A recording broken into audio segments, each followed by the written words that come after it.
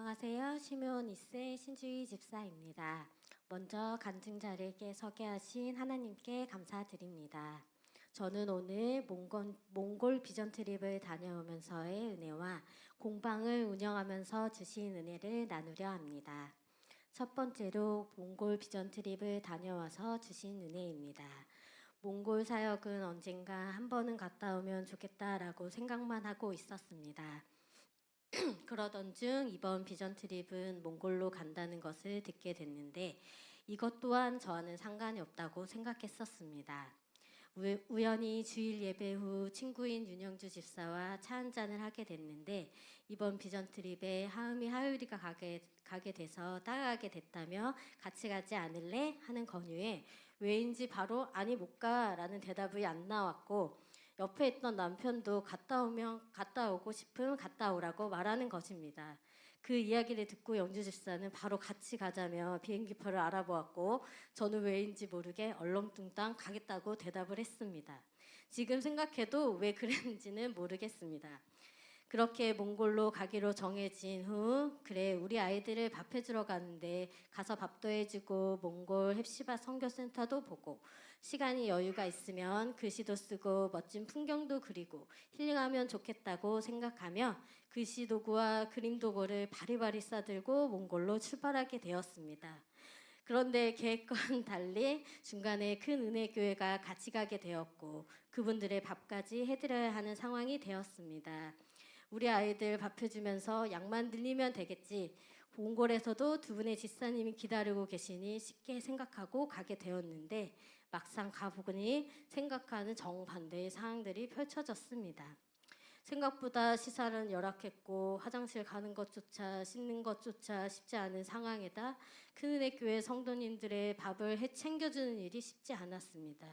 새벽 5시에 일어나 아침을 준비하고 7시에 아침 식사를 하고 10시에 간식을 드시고 12시에 점심 식사를 하시고 3시에 간식을 드시고 6시에 저녁 식사를 하시고 밤 10시에 간식까지 이렇게 3끼의 식사와 3번의 간식을 준비하면서 쉬는 시간도 없이 이어졌습니다.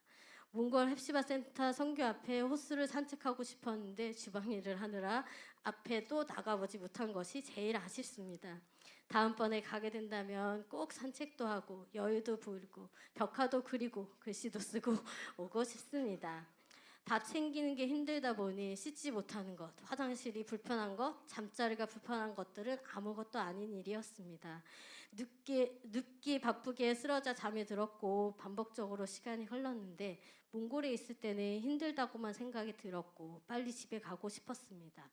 다 마치고 집에 돌아와서 생각해보니 지금 누리고 있었던 당연한 것들이 다 감사로 느껴졌습니다. 이 힘든 곳을 매번 다녀오시는 목사님과 권사님들의 수고에 감사함이 느껴졌습니다. 그래서 갔다 온 후 몽골 사역에 더 많은 기도를 하게 되었습니다. 곰곰이 생각해보니 왜 이곳에 하나님께서 나를 보내셨을까? 먼저 가서 일하시는 하나님께서 이곳에 일손이 필요하다는 것을 아셨고 그곳에 제가 필요해 보이셨던 것 같습니다. 제가 가지 않았더라면 집사님들이 더 힘드셨을 것을 깨닫게 하셨고 그곳에 있어서 도움을 줄 수 있었음에 감사했습니다. 제가 알지 못했지만 하나님께서는 먼저 일꾼을 준비하시고 감동을 주시고 일을 하시는 분임을 다시 한번 깨닫게 하셨습니다. 두 번째로는 공방을 하면서 주신 은혜입니다. 올 10월 21일 공방 1주년이 되는 날이었습니다.